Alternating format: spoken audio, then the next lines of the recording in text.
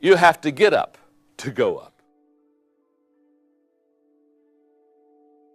What discourages organizations more than anything else is problems. What discourages people more than anything else is problems. And so what happens is that when problems begin to bog you down, it seems like momentum begins to ebb. Now, the reason for that is the fact that the problem becomes bigger than the momentum instead of the momentum becoming bigger than the problem. So let me explain to you the difference. Here's the difference. What I have found in teaching leadership is this. Managers deal mostly with problems. That's just the nature of who management is. They deal a lot with problems. And nothing wrong with that because you got to deal with problems. Where management deals with problems and works on problems, what I found is leaders, they work on momentum. Leaders know that if they can create momentum, many of the problems they have in their organization will be solved. Let me explain to you what I mean. Here we go. A train going down the track 55 miles an hour. I mean, that train's just come. A train going down the track 55 miles an hour can crash through a 5-foot thick concrete wall, steel reinforced. It'll crash through that concrete wall and just keep on going. Why? Because it has momentum. It's moving down the tracks. A 5-foot thick concrete wall, steel reinforced, can't stop that train because it has momentum. That same train stopped dead on the track without any momentum at all. You can put a 1-inch block in front of the driving wheels, and that same train that could crash through a 5-foot thick concrete wall, steel reinforced, that same train with a 1-inch block in front of its driving wheels cannot even get started. This is a huge example of momentum. It works the same in companies. If you've got momentum in your company, you know what you can be doing if you've got momentum? You can smash through a 5-foot thick concrete wall, steel reinforced problem and keep on going. If you don't have momentum in your company, you know what happens? I can promise you, if you don't have momentum in your company, there could be a 1-inch problem and you can't even get started. That's why I tell people all the time, your problem is not your problem. In fact, the problem is, people think the problem is the problem. And the problem is not a problem, but because you think the problem is the problem, you work on a problem that's not a problem, and the problem wasn't a problem, now becomes a problem, not because it was a problem, but the problem is you didn't know the problem wasn't a problem, so the problem that was a problem has become a problem because you didn't know the problem wasn't a problem. So now you have a problem that wasn't a problem that is now your problem because you didn't know the problem wasn't the problem.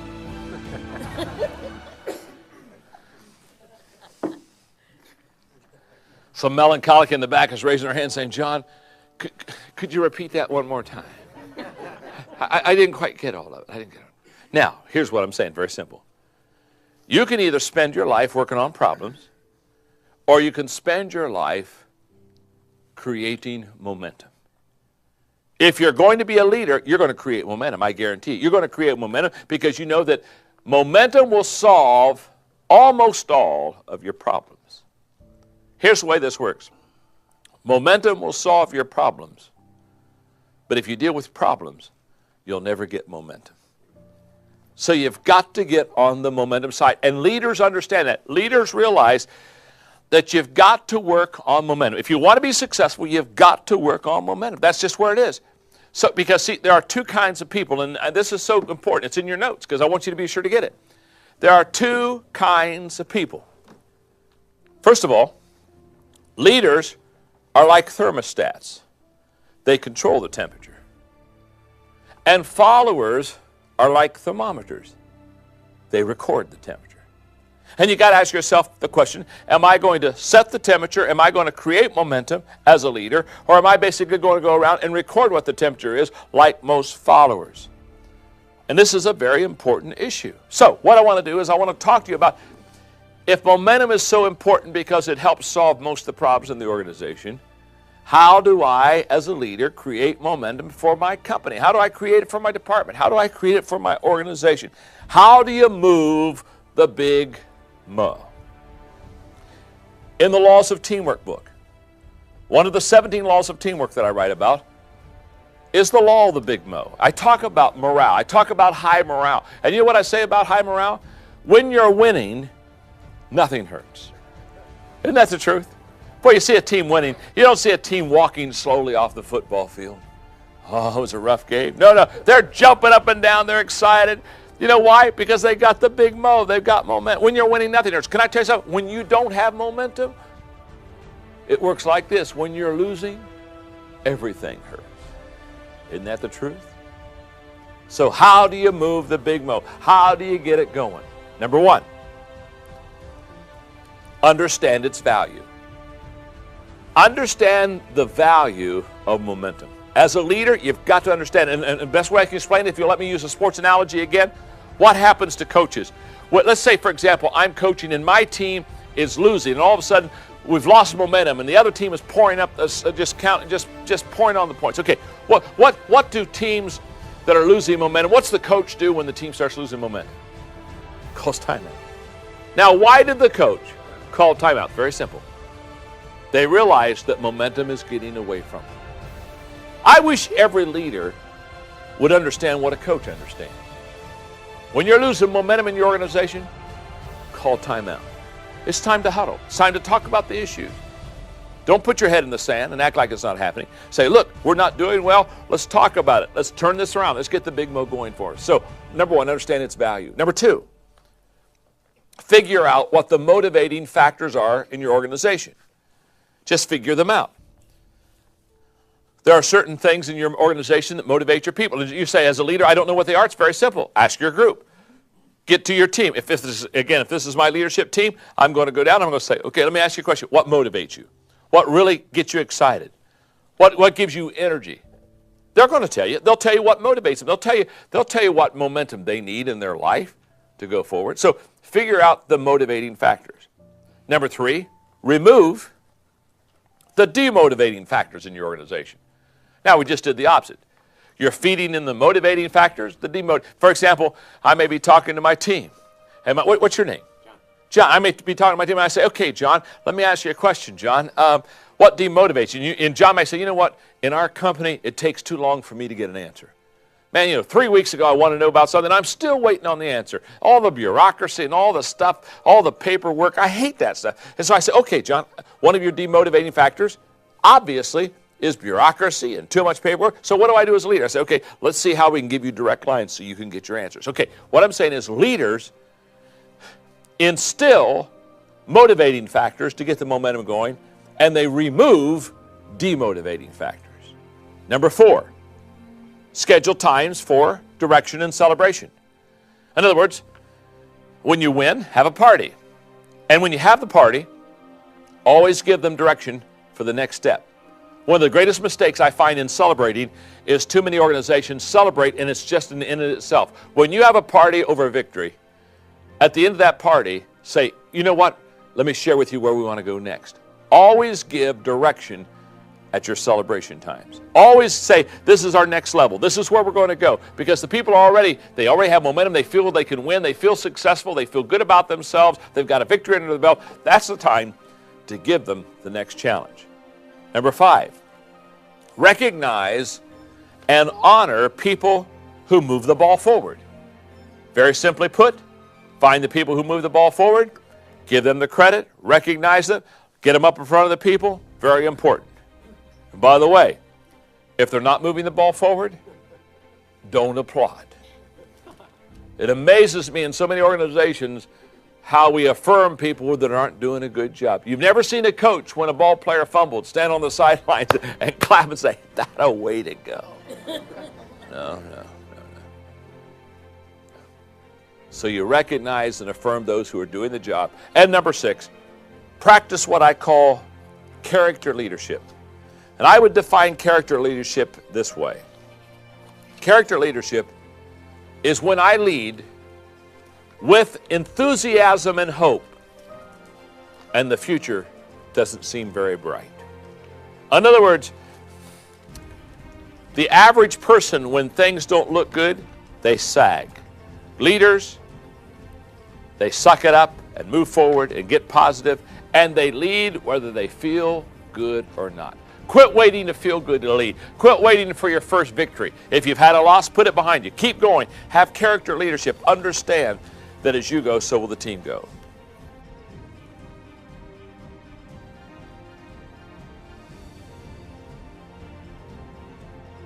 Activity is not necessary accomplishment.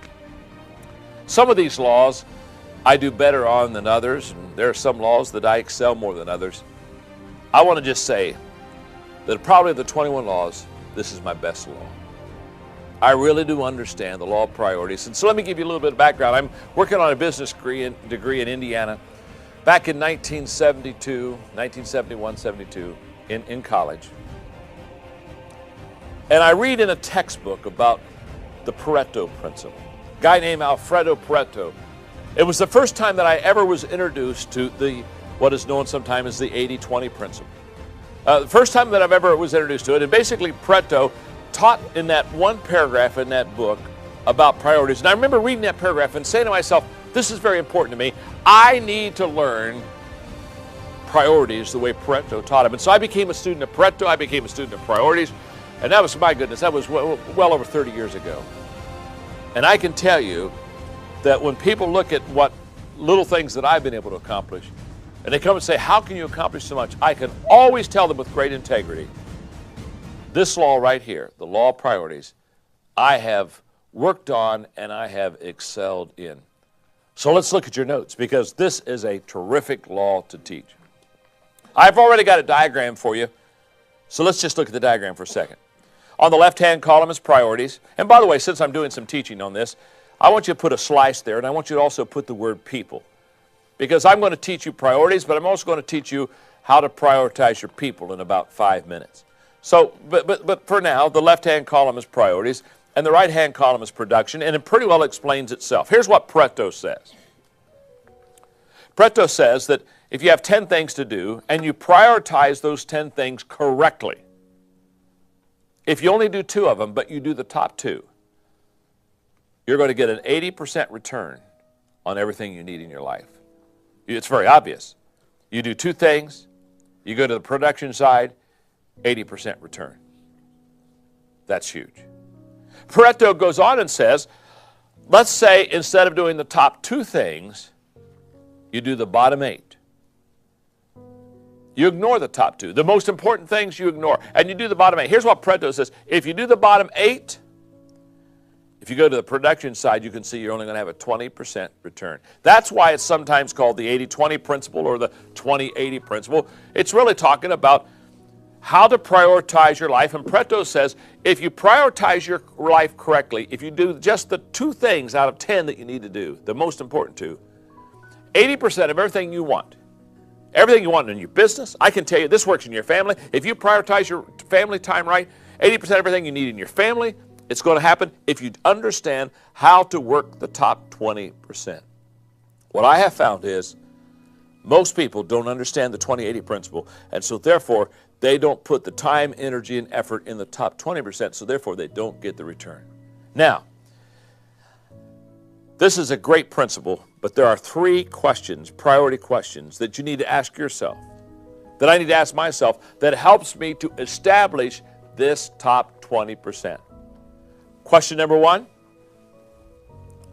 requirement.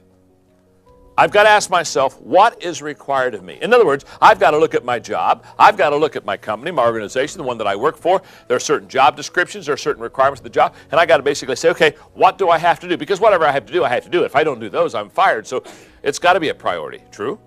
So I've got to ask what's required of me. The second word is return. I've got to look at all the things I do, and I have to ask myself this question, what gives me the greatest return? The third word is reward. I have to ask myself the question, what gives me the greatest reward? Now, those 3 questions I have found to be huge in understanding the 20-80 principle. But Alfredo Pareto says that if you prioritize your life correctly and you do the top 20%, you get an 80% return. And in that top 20%, I have to have those 3 R's. What's required of me, what gives me the highest return, and what gives me the greatest reward. See, I've got to ask the requirement question, because if I don't do that, well, then I'm out of a job. I've got to ask the return job question, because if I don't do that well, I'm not going to produce. And I've got to ask the reward job, because if I don't like what I'm doing and I continually do it, it's only a matter of time till I'll quit. Requirement, return, reward. Let me illustrate it. I only have 4 things that I have to do. In fact, when I tell people that I only have 4 priorities, they look at me and they just kind of look at me and say, what do you mean you only do 4 things? What I mean is I only do 4 things. They said, well, no, I mean, don't you do other things? No, read my lips. Now, the reason I only do 4 things is a lot of reasons. One is I understand priorities. Number 2 is I'm kind of worthless in most things in life. It's just a gift, so it's not yours, so don't worry about it. Okay. But worthless I am. But the 4 things I do very well. And my whole team understands this. And they do everything around me so that I can stay focused on these 4 areas, because these 4 areas bring a huge return to me and to my companies that I have. So let me give you the 4 things. I'm only giving you these 4, not because these are going to be your 4, because they're not going to be. But you're going to have to go through the process, which literally took me months to go through, until you can settle in what your strengths are, what you need to be spending your time with. My 4 priorities, very simple. Number 1 is leadership. I lead well, so I spend a lot of time leading. It's a gift, and I know it. Number 2 is communication. I do it almost every day. I speak places, I lecture, I teach. I do a lot of communication. Why? Because it's a strength. The 3rd is create or /write. I spend a lot of time creative thinking. I spend a lot of time in writing. Again, why? Because it's a strength of mine. I love to write books so that I can add value to people that I'll probably never meet. And the 4th area is in networking or relationships. Now, those are the 4 things I do. I either lead, communicate, create, or relate with other people. Those are the 4 things. I don't do anything else. You say, John, why don't you do anything else? Because I'm not any good at anything else. You've got to play to your strengths, not to your weaknesses. It's very important for you to understand. Listen to me carefully. People don't pay for average. They haven't paid for average in your life. They're not going to pay for average in my life. People don't pay for average. So quit trying to be average. Find out what you do well. Stay to your strengths, because that's the ace. That's what's going to bring you home. Now, these 4 areas, these are the 4 areas I stay in. I don't do anything else. Now, I have to have a lot of things done, so I have players around me that they complete me, and they do things for me that are huge on the team, that are vitally important. Now, I'm not saying these are the only 4 important things. I'm just saying, for me, these are the 4 things that I do, and these are my 4 top priorities. These give me the greatest return. These give me the greatest reward. You see, what Pareto is teaching you and me are the following lessons. He's teaching us, first of all, it's not how hard you work, it's how smart you work. He's teaching us that it's not how much time you put in the job, it's how you prioritize the job to be effective in it. He's teaching us things such as organize or agonize. In other words, get your act together and get organized, or you're going to always be behind the 8 ball and you're going to be agonizing because you're trying to always catch up. He's saying things such as choose or lose. Either you choose your priorities or you'll lose your priorities to somebody else that will choose them for you. The question is not will your calendar be full. The question is who will fill your calendar. He's saying things like evaluate or stalemate. Evaluate your priorities on a consistent basis, or if you don't, you're going to plateau, you're going to stalemate before long. Now, before I close this incredible law of priorities, let's go back to the diagram one more time. I want you to, instead of looking at priorities on the left-hand column, I want you to look at people. I wish I had 30 minutes to teach this part of the lesson. I'll try to do it in 30 seconds. If you have 10 people in your organization, or let's say you have 100 and each number represents 10, here's what Pareto says. If you have 100 people in your organization, if you prioritize them according to effectiveness in your company, 20 of those 100 people would be giving you 80% return on everything you need in your organization. And the other 80 would be giving you a 20% return. And what Pareto would be saying to you and me as leaders is, you better prioritize your people. And what he would be saying is, once you prioritize them according to effectiveness, here's what Pareto would say is, he would say, spend 80% of your time with the top 20% of your people, because that's where the return is. Let me tell you what our biggest mistake is as leaders. I see it happening all the time. Instead of spending 80% of our time with our top 20%, do you know who we spend 80% of our time with? The bottom 20%. Because they've got questions and they want help and they've got an owie and oh, it's tough. We say, well, the top 20%, they don't need my time. The bottom 20%, they need your time. Listen. You got to decide whether you're going to be a counselor or an equipper. If you're a counselor, you're going to work with the bottom 20%. If you're an equipper, you're going to work with the top 20%. If you're a counselor, you're going to work on the weaknesses of people. If you're an equipper, you're going to work on the strengths of people. And I'll discuss that in another law coming up. Well, the law of priorities is absolutely huge. Basically, Pareto says, get your act together. Prioritize your life, prioritize your people, prioritize your time, and give 80% of the time to the top 20%, and you'll get a huge return.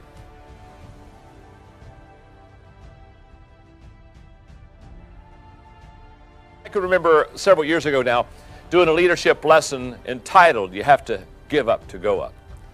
And into that lesson, I can remember my outline because it was very simple. I said, first of all, and it was about getting up the top. And I said, first of all, you have to get up to go up. Because I know all kind of people, they're still in bed. You know what I mean? They're still in bed. They haven't realized, you probably ought to get out of bed before you can be successful. You got to get up to go up. That's step number one, get out of bed. Enter in the arena of action. Take some initiative, do something. Okay, you got to get up to go up. And after you get up to go up, after you do that, secondly, you got to grow up to go up. You got to grow up. I know people who have never matured. They're still talking about the same thing, doing the same thing. They've never developed like this. So if you want to get to the top, you not have to get up to go up. You got to grow up to go up. And then in the tape, I remember I talked thirdly in the leadership lesson about, well, you got to give up to go up. And that's what we're going to talk about in just a moment. And then the last thing I said is you need to gather up to grow up. You need to get your team together. If you really want to go to the top, you've got to gather up people because as I teach in the laws of teamwork, law number 4, the law of Mount Everest says, as the challenge escalates, the need for teamwork elevates. In other words, you've got to get a team around you, and you've got to get that team helping you to get to the top. So let's talk about the law of sacrifice. A few years ago, there was a tragedy at Mount Everest where a couple of guides got into a storm with a few of their people, and there were a few deaths. And I can remember a 60-minute interview that I watched. It was a very interesting interview because they were talking to one of the guides who, of course, lived, and they were talking about the tragedy. I think it was Mike Wallace, if I'm not mistaken, in that interview, and he asked a couple of questions that especially arrested my attention. One of the questions he asked was, why do you risk your life to take people to the top? And I remember the guide said, well, it's because that's my job. My job is to take people to the top. That's why they call me a guide. And Mike Wallace says, well, couldn't you get to the top by yourself without harm or injury? And oh yes, I could do that. But it's my job to take people to the top. And the guide kept coming back to Mike Wallace and said, it's my responsibility. That's who I am. I'm a guide. And when I listened, I thought, how true to a leader that is. It's our job as leaders to take people to the top. Mike Wallace continued that interview, and then he looked at me and said, I don't think it's worth the risk. I mean, after all, to risk your life or have people in your party that not make it, he said, I don't think it's worth the risk. And then he looked at the guy and said, why do you risk your life to get to the top of the mountain? And I'll never forget, that guide looked at him, and when Mike Wallace asked that question, the guide is looking into his face like, I can't believe you had asked me that question. Why do I risk my life to get to the top? He looked at Mike Wallace and said, it's obvious to me that you've never been to the top of Mount Everest. It's obvious to me. You've never been to the top of the mountain. It's obvious that you've never been there. If you would have ever been to the top, you would never ask that question. When I think of that interview, I think of leaders. Once we have been to the top and see how glorious it is, what do we want to do? We want to go back down and we want to find some other people and say, I want you to take a trip with me. I'm going to show you things you have never seen. I'm going to give you experiences that you have never experienced. That's what leaders do. Leaders have been to the top and they want to take as many people with them to the top as they possibly can. Now, here's what I want you to understand. To get to the top, you've got to give up something. It was Emerson who said, for everything you gain, you must lose something. That's why I have in your workbook what I call the leadership pyramid. The leadership pyramid is a prime example of giving up to going up. Basically, the leadership pyramid says that when you enter an organization, I guess you got all kind of options left and right, but as you become a leader, and as you become a leader in that organization, the higher you go in this leadership pyramid, the less options you have. Now, I want to say that I teach this leadership pyramid all the time. I think that most leaders, and I think a lot of leaders in corporate America and in leadership organizations around the world, do not understand the leadership pyramid. For example, I run into leaders who all the time think that the higher they go, the more options they should have, the more perks they should have. I don't think so. I think the higher you go, the less options you have. I think that the greatest leaders are what I would call servant leaders. They're leaders who understand that they're a leader to make it better for the people. You're not a leader to make it better for yourself. Now, if you're a good leader, it will be better for you because you'll have the joy of taking people across the finish line. And there's no greater fulfillment and joy than that. So if you are a leader and you're taking people across the top, it's going to be very good. But what I want you to understand is this. You don't lead because of perks. In fact, what I have found is this. Most leaders, they become leaders because they like the perks of leadership. But most people have not counted the price of leadership. What you're going to have to give up, what you're going to pay. My dad taught me when I was just a kid. He said, John, pay now, play later. That's the way it works. And he said, if you don't pay on the front end, you don't get a play on the back end. In fact, he said, oh my, I'll never forget this. He said, John, the longer you wait to pay the price, the higher it becomes. So learn quickly, pay on the front end. And I'm saying to each one of us today, as we're teaching this principle, the law of sacrifice, what we've got to do is we've got to understand that we have to pay on the front end. There's a price to pay to be a leader. It's not always easy. It's not always fun. In fact, when I teach leadership, one of the things I'm most concerned about is, why do you want to become a leader? Do you want to become a leader because you think there are a lot of perks in it for you? Or do you want to become a leader because you want to add value to people and take them to a higher level than they could ever go on their own? So let's go to the workbook. Because there are 3 sacrifice statements that I want to make. Number 1, there is no success without sacrifice. Let's just start there. You say, John, what do you mean? What I mean is, there is no success without sacrifice. There's not an escalator waiting to take you to the top. Quit standing outside waiting for the chairlift to take you to the top. Nobody ever got to the top of a mountain and at the end of the day said, oh my goodness, how did I get here?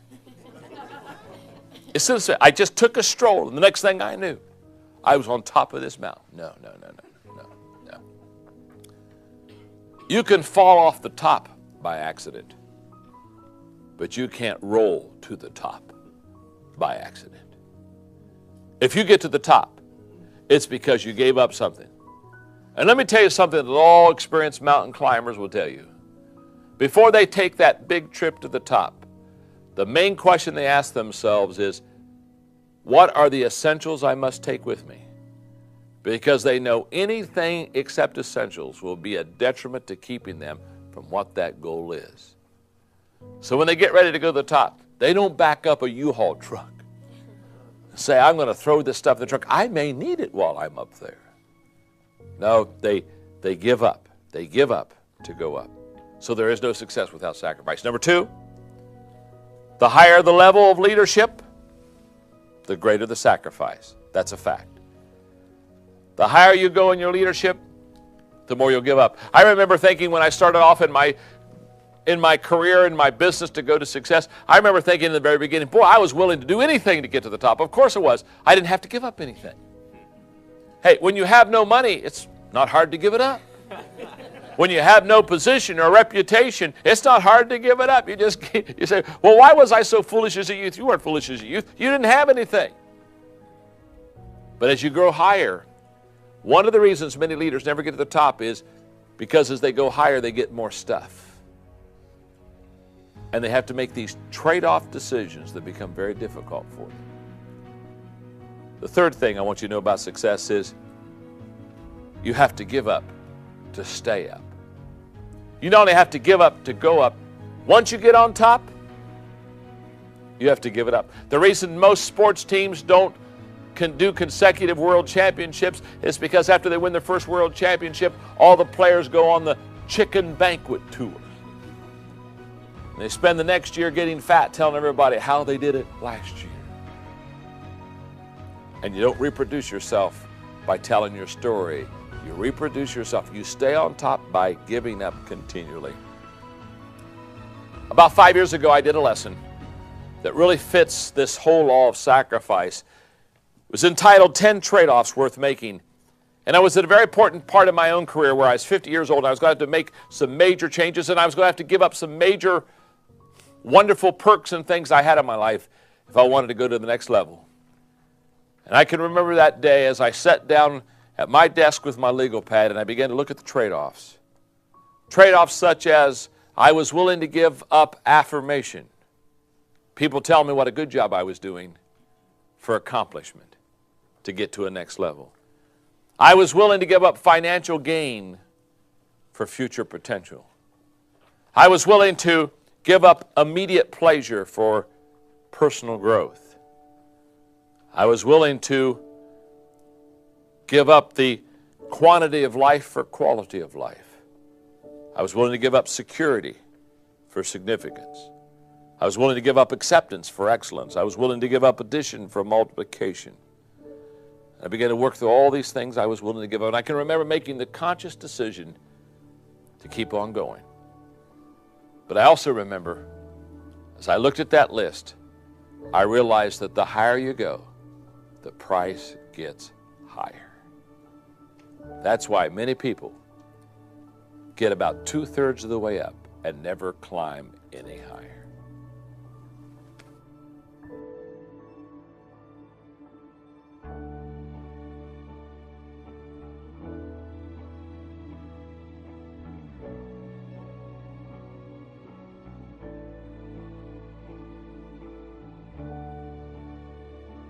The law of timing is the second difficult law to learn. The law of timing, the law of intuition, again, migrate to what we call natural leaders. They're the ones who have those leadership leanings that basically allows them to intuitively feel the subjective side, the artistic side of leadership, that just kind of allow them to kind of sense their way through. And the law of timing is so essential to a leader's success. That's like one of the great songs. One of the great songs. You got to know when to hold it. You got to know when to fold it. I love the classics, don't you? Huh? Don't you love the classics? You got to know when to walk away. I think Sir Kenny Rogers did that one. And he was basically saying that there is a sense of timing. There's a sense of intuitiveness that's going to determine your success or your failure. And I want to emphasize that in this law of timing. Many people have been successful in their leadership because they understood the law. Many people have been unsuccessful because they violated the law of timing. In your notes,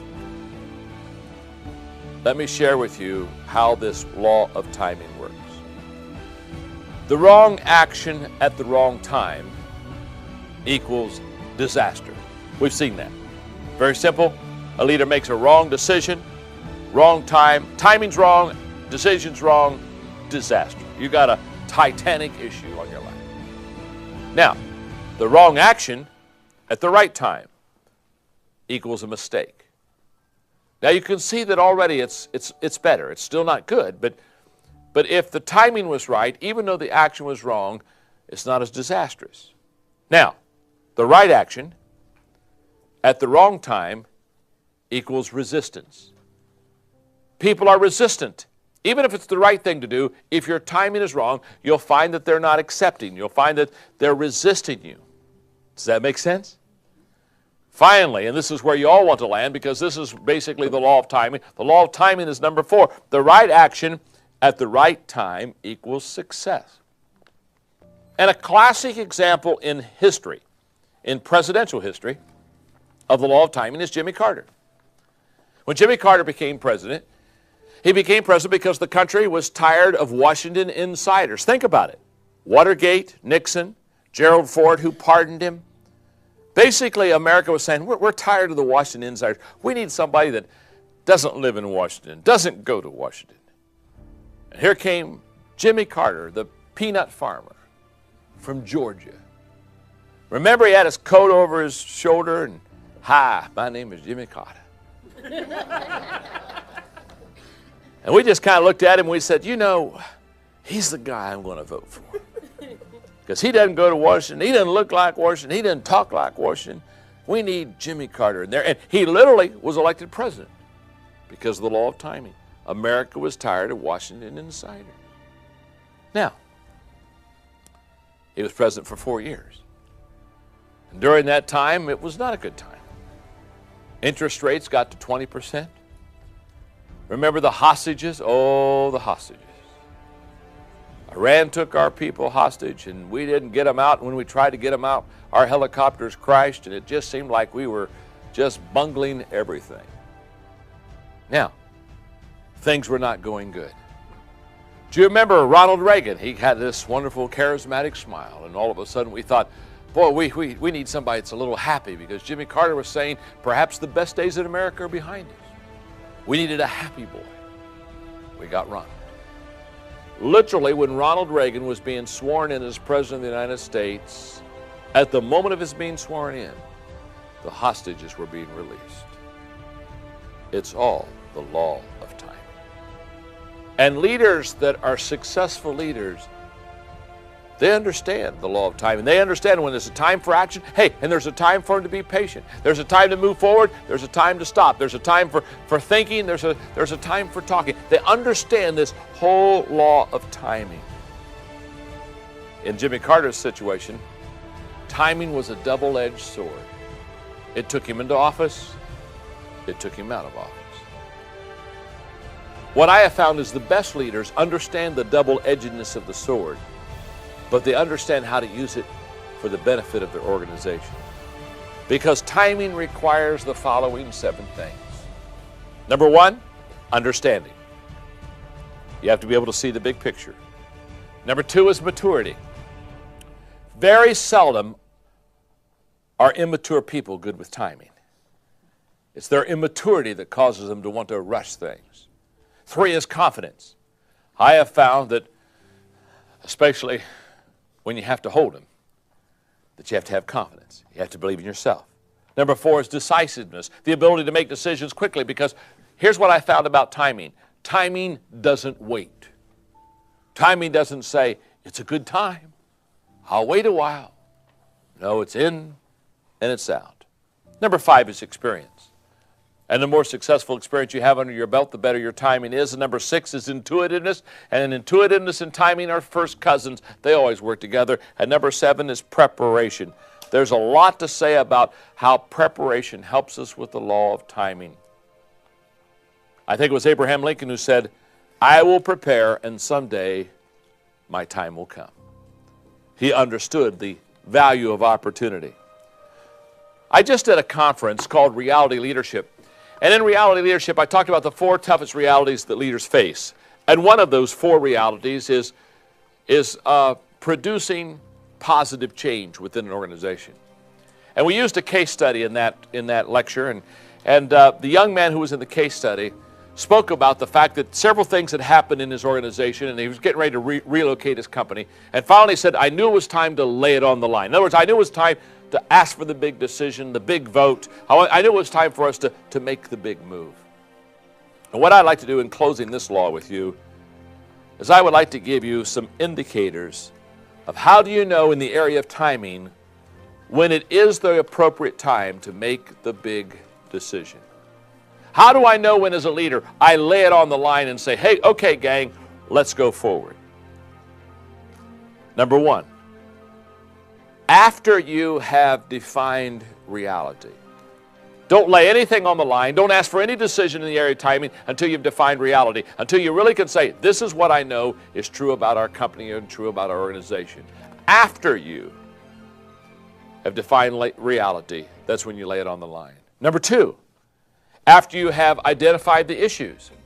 In other words, after you've not only seen what reality is, but you identified every one of the issues that are going to need to be hurdles that you can overcome before you can make the big change or the final decision.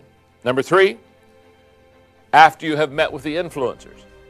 Remember, we've illustrated in other laws that you've got to meet with your influencers, you've got to meet with your inner circle, you've got to meet with your key players and have the meeting before the meeting. So after you have met with your influencers, that's when you can make the big decision, because timing then will be appropriate. Number four, after you've received buy-in from them. Just like the buy-in that says, the law of buy-in that says people buy into the leader before they buy into the vision, you've got to have buy-in from your influencers again before you can make the big decision and make the big change. Number five, after you've communicated the vision. You only lay it on the line. You only understand the timing of an important decision after you've communicated vision. And number six, after you've modeled the behavior that you desire in others. You've got to model that behavior because people do what people see. So after you've modeled the behavior that you want to see in others, that's when you begin to lay it on the line. And number seven, after you have overcome each one of those issues. You've not only identified the issues, but you've overcome those issues. And now, all of a sudden, you're becoming successful, and you can point to your success and say, look how well we're achieving. Now, after you do those 7 things, then you lay it on the line. Then you make the decision. It's a timing issue. And again, great decision makers understand that the timing of the decision is as important as the decision itself. Remember this. The right decision done at the right time equals success. That's what the law of timing is all about. Knowing how to maximize your profits and knowing when to cut your losses. You can't hang on to your losses too long. That's the law of timing.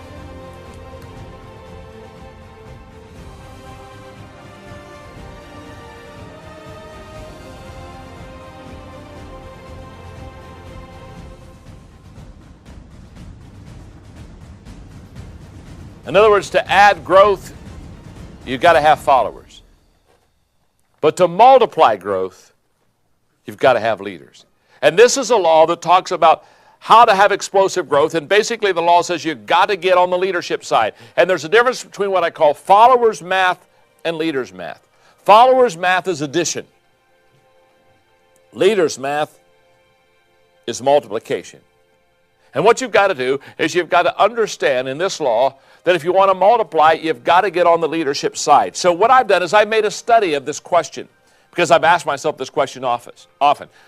I've asked myself this question often. Why is it that some leaders develop leaders and some leaders develop followers? And I have come to the conclusion that there are some distinct differences between leaders who develop followers and leaders who develop leaders. And I want to give you today those distinct differences because you're going to see them for yourself as I begin to relay them to you. For example, number 1, desire. There's a difference in the desire of leaders who develop followers versus leaders who develop leaders, and let me explain that. Leaders who develop followers need to be needed. In other words, they want people to need them. They love the fact that followers say, oh my goodness, I need you, I couldn't make it without you. They love that. So leaders who develop followers, they need to be needed, where leaders who develop leaders want to be succeeded. And there's a world difference between those two. You see, leaders who develop leaders, they say, my goodness, I hope somebody will succeed me. I hope somebody will rise above me. I hope somebody will do better than I do. Boy, I hope I pour my life into somebody that someday they're way up here and I can look and say, look, I helped develop them. Leaders who develop leaders want to be succeeded. Leaders who only develop followers, they just want to be needed. They want those followers to tell them how important they are, and I couldn't make it without you, and you've made my life. They want to hear that. It's very ego-satisfying. You see, Leaders who develop followers to get their ego satisfaction from people that need them. Leaders who develop leaders get their ego satisfaction out of watching the people they've developed literally pass them up. By the way, that's why more leaders develop followers than leaders who develop leaders. It's the difference in the desire. Ask yourself the question, what's my desire? Do I desire to have people just stroke me and tell me how good I am, or do I have a desire to reproduce myself and develop leaders around me, some of them which will undoubtedly be quicker, better, faster, and smarter than me? My goal is to have people that I develop pass me up. What's your desire? Because what your desire is will determine whether you develop leaders or develop followers. Number 2, focus. The focus is different. Let me explain. Leaders who develop followers focus on the weaknesses of people. And leaders who develop leaders, they focus on the strengths of people. Major difference. You see, if you and I focus on the weaknesses of people, we'll work with people in a sense of counseling. If we work on the strengths of people, we'll work with people in the area of equipping. And let me just say something about working on weaknesses versus working on strengths, because this is a fact. I've said in a previous law, people don't pay for average. When I work on my weaknesses, or when you work on your weaknesses, let's say from a 1 to 10, I'm a 2 in something, which is very weak. And I say, oh my goodness, I'm going to really work on this. Can I tell you something? If I can go from a 2 to maybe a 3. Perhaps if I really work hard, spend a lot of time and energy, maybe I can get to a 4. Can I tell you something? If I work hard, I go from a 2 to a 4. The good news is I've made progress. The bad news is nobody will pay for it, because people don't pay for average. You don't pay for average. I don't pay for average. Think about it. When's the last time you went into your house and you looked at your wife and said, hey, babe, let's go out to an average restaurant? Man, it's just let's go to an average restaurant. Wouldn't it be wonderful if we could go to an average restaurant? And so you go to an average restaurant, you pull up to the average restaurant, and you go in and sit at an average table. And you look and say, boy, I really hope an average waiter takes care of us. Man, we don't want a good waiter. I mean, wouldn't it be wonderful if we got a waiter that, forgot to look at us once in a while and didn't come around and refill the drink? Wouldn't it be wonderful if we just had a waiter that, messed up the order? Not both orders, but one of the orders, just average. You know what I'm saying? We don't want to mess up both orders. Wouldn't it be, average meal at an average restaurant with an average waiter? I mean, it can't get any more average than that. And once you're done with that, you say, oh, wasn't that fun? Hey, we got some time. Got an idea? Hey, let's go to an average movie. Let's go to an average movie. Let's see. Now, honey, is there any movie that none of our friends have been talking about? You know what I mean? Because you know what? You go to an average movie, you always have plenty of seats. Oh, I love that. I love that. And after we've gone to an average movie, we can go home, we can look at each other and say, hadn't it been wonderful? We spent together an average evening together in an average restaurant with an average waiter, with average food, and an average movie. Oh, what a wonderful average day. I love life. Boy, I hope tomorrow I can just do some more average thing. People don't pay for average. The question I have is, why do so many people like it? Why do you like it? Why do you want to be average? Don't work on your weaknesses, because if you work on your weaknesses, I promise you, you'll just be average. Let's say from a 1 to a 10, let's say you're a 6 at something, and you work at a 6, and you go up to 7 to an 8. Now all of a sudden, you're up there at 8. Now, can I tell you something? When you get to be an 8 or a 9, people pay to hear you. People pay to see you. People pay to listen to you. People pay to talk to you. People pay to find out what you're thinking. You see, you got to play to your strengths. Don't play to your weaknesses. I know. Our whole culture has said, work on your weaknesses. Our whole culture is wrong. Don't work on your weaknesses. They taught us that if you got an A in math and a C in English, you worked on English. You're always going to be bad in English.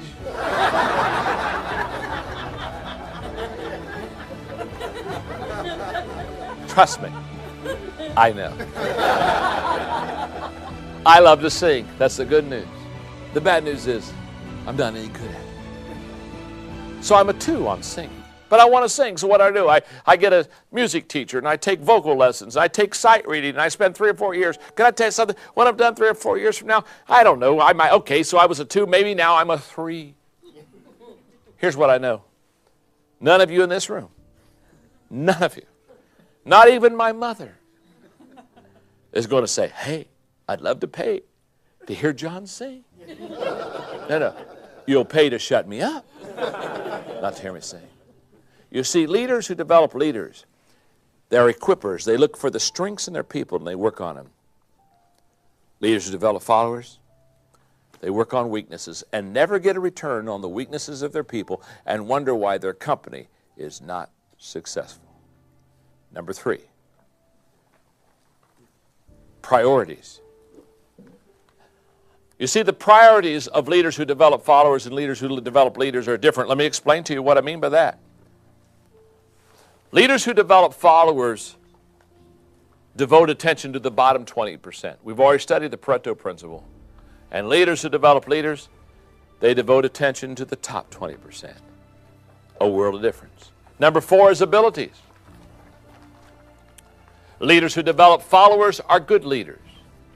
But leaders who develop leaders are great leaders. Goes back to the law of respect, remember? It goes back to the law of magnetism. Sure it does. They're cousins, remember? If you're a 4 as a leader, you're only going to attract 3s. The quality of person that you're going to have in your organization isn't going to be any high. So leaders who develop followers are good leaders because perhaps that's all they can attract.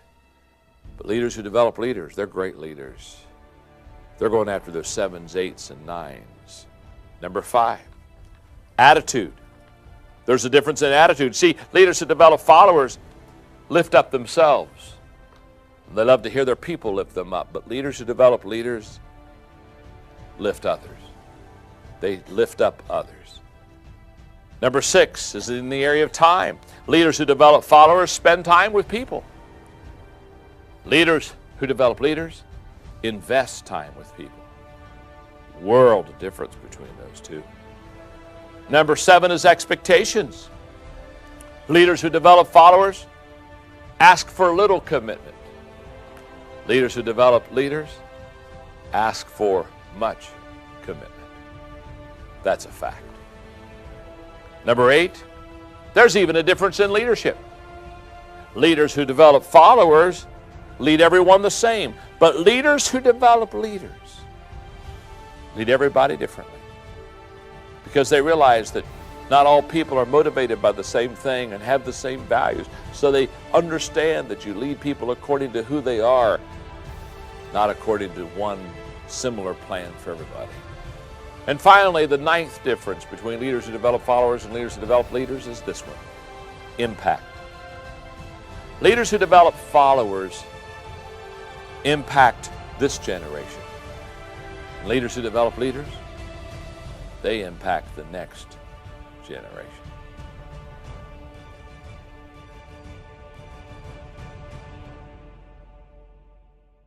I'm often reminded when I think of the law of legacy of the relay race. I had a coach one time of a very successful track team tell me that when you're doing the relay race and you have 4 runners, he said, John, the race is always won or lost. When the competition is keen and good, the race is always won or lost in the exchange zone. Those few yards where one runner is reaching out to a runner that is running before him, trying to pass on the baton, he said, that's where the race is won or lost. He said, the best coaches spend most time teaching the runners how to hand off the baton. In fact, he said, let me put it this way. Every other part of the race is individual. Every other part of the race is dependent upon a person's skill and speed and ability and giftedness. He said, there's no question about it. But when it comes to the exchange zone, that's when no longer are you running for yourself. You're running for somebody else. And your ability to put them in the best position. He said, a good exchange in the exchange zone can give a runner even up to, he said, sometimes up to a second, which can be the deciding difference in a competitive match. He said, John, teaching the runners how to go from one to the other, how to hand off that baton, he said, is absolutely essential. The law of legacy, the law of succession says that you and I need to know how to hand off the baton well to other leaders so that our work, our business, our company, our organization can live way beyond ourselves. In your notes, I write 4 things. Achievement comes when someone is able to do great things for himself or for herself. That's achievement. Success comes when he or she empowers followers to do great things with them. Significant comes when he develops leaders to do great things for him. But legacy comes when he raises his organization to do great things without him.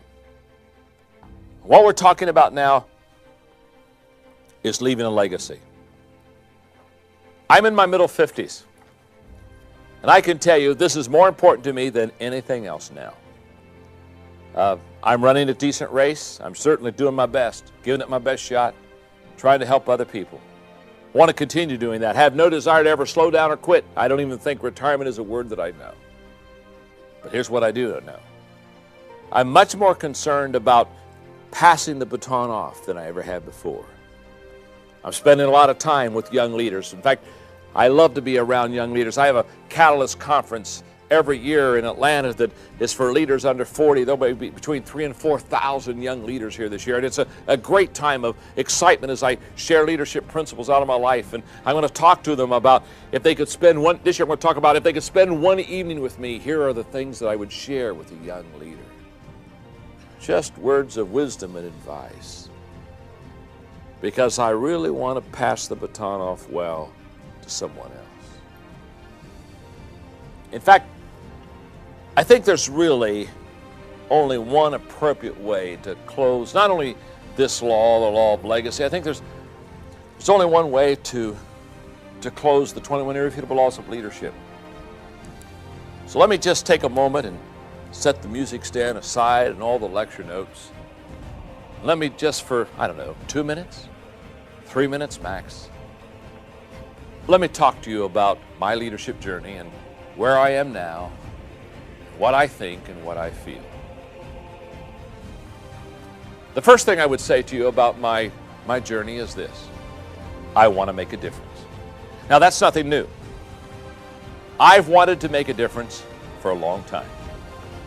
In fact, as kind of a young person starting off in life wanting to be successful, back in the 20s, I can honestly say that I would say to you, I want to make a difference. So I worked hard and did everything that I could to make a difference. And to be honest with you, I was making a difference.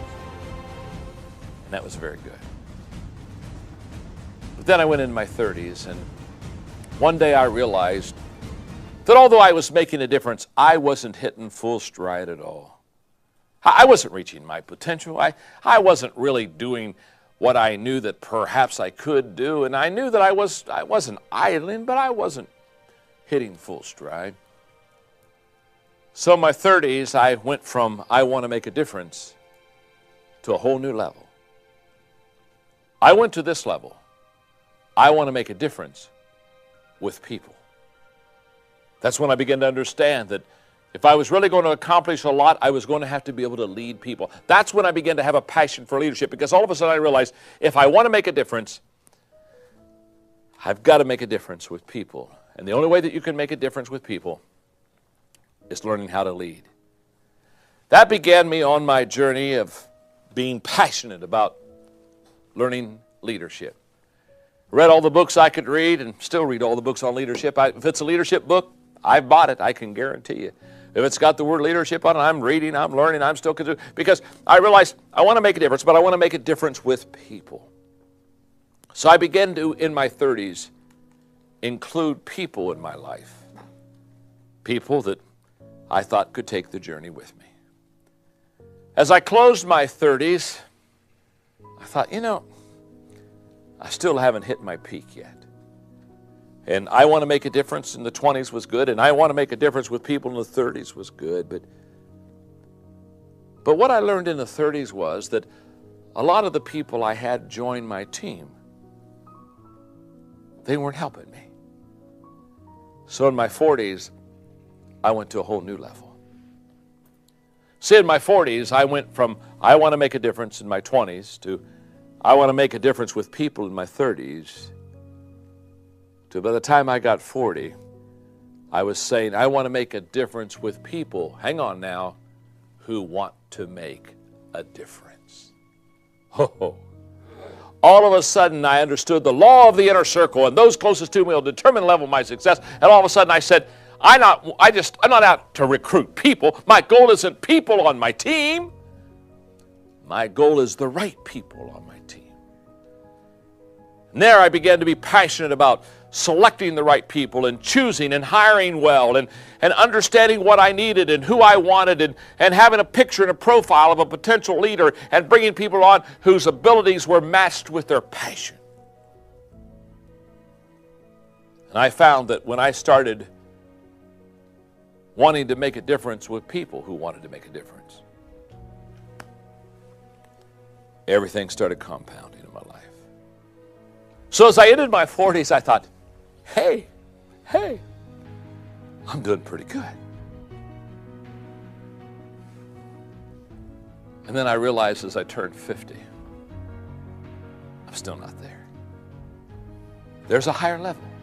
There's a higher level than I want to make a difference in my 20s to I want to make a difference with people in my 30s to I want to make a difference with people who want to make a difference in my 40s. You see, when I turned 50, I stepped it up again. You see, now I want to make a difference with people who want to make a difference doing something that makes a difference. All of a sudden, I began to ask myself the question, what am I living for? What am I doing this for? What's the return? And you see, that's when you begin to stake your life on things that have greater potential than yourself. That's where I decided that I wanted to add value to people because people are the only appreciable asset in any organization. That's where I began to make decisions and I began to do things that I think perhaps can last beyond me. And the reason that I'm teaching the 21 irrefutable laws of leadership to you is because I truly believe if you'll be a student of these laws, if you'll do more than write in blanks in a notebook, but you'll become a student, and every day you'll learn to lead better, and you'll talk to leaders and listen to leaders, and you'll do leadership stuff. Here's what I believe in you, and here's what I think about you, and here's what I think about our time we've spent together. Oh, the 21 laws of leadership, that's not the end. That's the beginning. And I only want you to learn these laws if you're committed to adding value to people. I only want you to apply these laws if you're committed to handing off the baton to the next generation and letting them go above you. Here's what I know in closing. My time with you is extremely profitable because you're going to take these laws and you're going to learn them and you're going to apply them and you're going to be better at them than I am. And although I may never meet you all personally, it's going to have a huge return. Because as you pour your life into others, as I've tried to pour my life into you, here's what I know. We'll add value to other people. And when we add value to other people, we add value to lives and organizations and communities and families. That's a good bottom line. That's worth me teaching leadership to you. Thank you very much.